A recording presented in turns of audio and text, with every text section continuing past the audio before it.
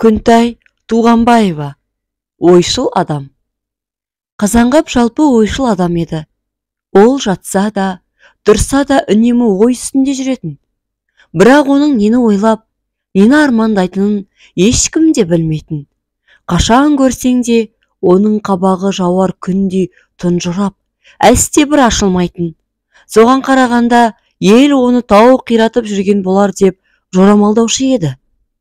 Бір күні Қазанғаптың жұмыс істейтін құрылыс бөлімінде дембелшең келген бір жігіт кіріп келіп: «Қазеке, бізде құрылыс материалдары бітіп қалып, 2 сағат болды.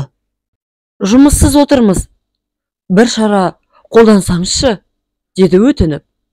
«Жарайды, ойластырып көрейік». Қазанғап оған маңғазына жауап берді. «Ойбай-ау, мұнда ойластыратын не бар?» Немене? Сеніңше мұндайлардың басы жоқ деп бедің? Жоқ, мен олай деп тұрғаным жоқ. Енді не деп тұрсың? Жалпы жұмысты тездету жайын айтам да.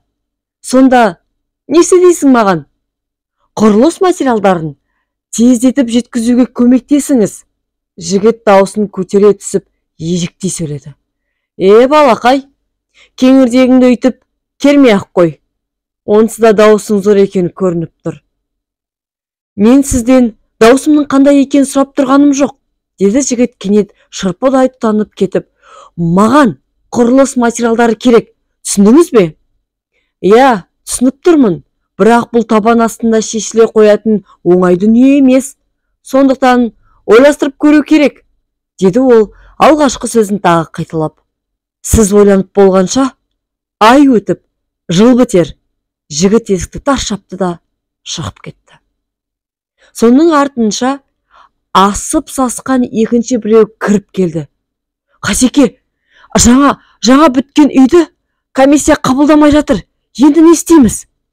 Ол артынан біреу қуып келе жатқандай жалтақтай сөйледі. Шырағым-ай, қаланы өрт алып бара жатқандай не көрінді сонша? Адамның өзі ой ойлап отырғанда сендер де бір жағына маза бермейсіңдер, деді Қазанғап қабағын қомданған бүркітше түйе түсіп. Сол сәтте ол тастан қашалған мүсін сияқты болып көрінді. Бірақ дәл қазір оның не ойлап отырғаны белгісіз еді.